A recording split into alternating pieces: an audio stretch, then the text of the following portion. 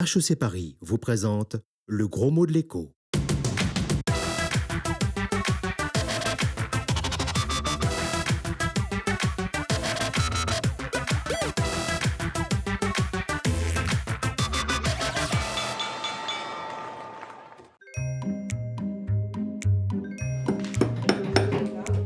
Là, t'en mets pas.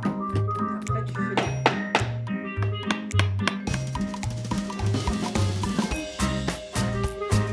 Bonjour et bienvenue dans le gros mot de l'écho. Cette semaine, l'émission bilingue français Charabia économique vous emmène à l'établisienne, un établi à la parisienne. Ici, on vient fabriquer ou réparer ses propres objets. Bref, on vient dire stop à l'hyperconsommation.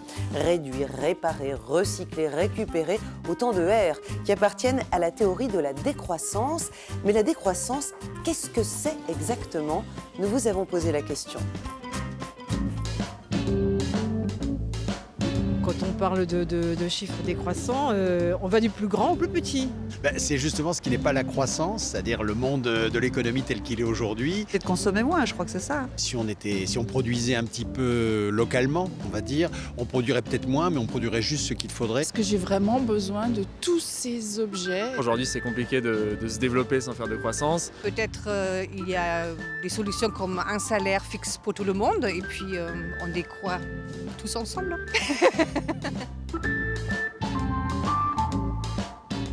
Alors, la décroissance, c'est le retour à l'âge de pierre ou c'est une solution d'avenir?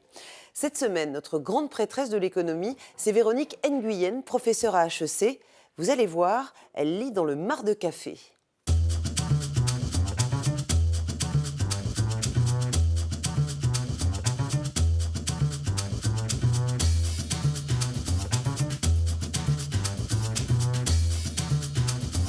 Bonjour Véronique Nguyen. Bonjour Myriam. La décroissance, c'est quoi finalement? C'est se replier sur ses besoins essentiels? La décroissance est à la société ce que le régime alimentaire est à l'individu. Voilà, c'est-à-dire une forme d'autolimitation. En tant qu'individu, je ne me précipite pas sur toutes les formes de nourriture qui sont à ma disposition parce que je sais que c'est mauvais pour ma santé et pour mon corps. De la même manière, la croissance, elle est nocive pour la planète parce qu'elle en épuise les ressources qui sont non renouvelables, telles que le charbon et le pétrole, mais elle empêche la reconstitution des ressources qui sont renouvelables. Les poissons de mer, la surpêche provoque leur extinction et donc l'impact de la croissance telle qu'elle est pratiquée aujourd'hui, elle est néfaste pour l'écosystème. Concrètement, alors, il faudrait tout arrêter, on retourne à l'âge de pierre? Non, il ne s'agit pas de faire une régression totale, il s'agit de consommer autrement. Et on s'aperçoit qu'il y a un certain nombre de pratiques de consommation responsable qui sont en train d'être massivement adoptées. Le fait de louer ou de partager plutôt que de posséder, c'est le fait de réparer, c'est le fait d'acheter et de vendre des biens d'occasion, c'est le fait d'organiser des circuits locaux de production et de consommation.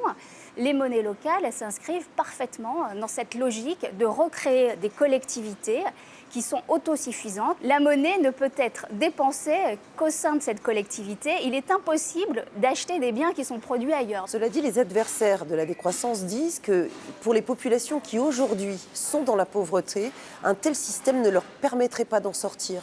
Effectivement, la décroissance, ça s'applique surtout aux pays riches. Et pour les pays pauvres, il faudrait pratiquer une espèce de croissance compensatoire pour leur permettre d'augmenter leur niveau de vie.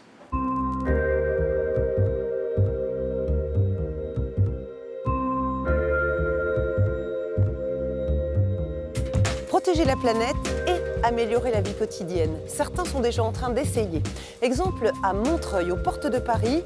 Ici, on a la pêche, une monnaie alternative qui joue sur les filières courtes et veut privilégier la richesse locale.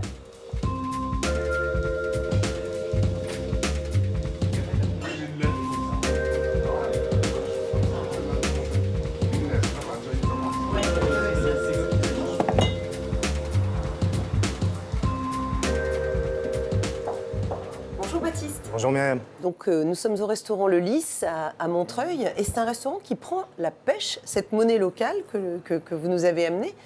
Pourquoi un restaurant accepte de prendre une monnaie comme celle-là? Ça lui apporte de la clientèle, des avantages pratiques et c'est ça quoi. Ça lui permet de s'engager dans le projet qu'est le nôtre. Alors vous nous l'avez amenée la pêche, hein. Voilà cette monnaie locale. Comment ça marche? Comment je peux m'en procurer? C'est quoi son cours?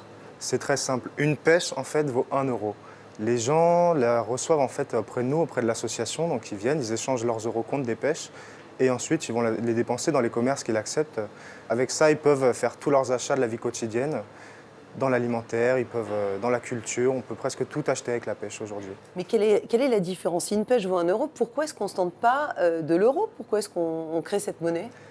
La pêche, elle se veut solidaire. L'argent qui rentre, en fait, qui rentre dans le système a vocation à y rester et à créer de la richesse sur le territoire local, celui de l'Est de Paris.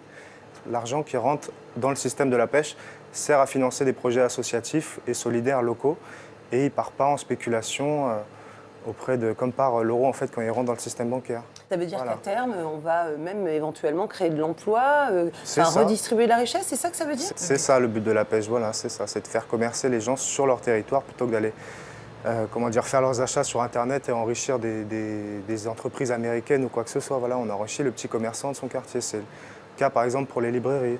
Plutôt que d'acheter sur Amazon, on va acheter chez le libraire du coin qui lui va essayer de réinvestir l'argent localement. Et l'argent qui sera dépensé créera de la richesse sur le territoire, il ne partira pas ailleurs. Merci Baptiste pour ces explications sur la pêche, une monnaie donc locale qui, on l'aura compris, eh bien, permet de consommer différemment, consommer moins, peut-être consommer mieux. Et ça, eh bien, c'est un des mantras de la décroissance. Alors si je résume, la décroissance, c'est un peu le yoga de l'économie. Terminer la consommation effrénée, la compétition à tout va, la course au profit. Avec la décroissance, on ralentit. On consomme moins. On produit et on achète moins loin. On recycle, on répare. Le circuit économique se rétrécit, se relocalise. Objectif, diminuer son empreinte écologique pour un bien-être durable, c'est-à-dire économiser les ressources tout en satisfaisant les besoins essentiels. Bref, la décroissance, c'est le capitalisme qui change de karma. Mais tout le monde n'y croit pas. Pour les Antilles, tourner le dos à la croissance, c'est la pauvreté généralisée et le retour à l'âge de pierre. Voilà, c'est la fin de cette émission. Et surtout, n'oubliez pas, le gros mot de l'écho se recycle, se réutilise et se récupère. C'est sur Facebook, Twitter ou sur le site internet de France 24. Portez-vous bien et à la semaine prochaine. HEC Paris vous a présenté le gros mot de l'écho.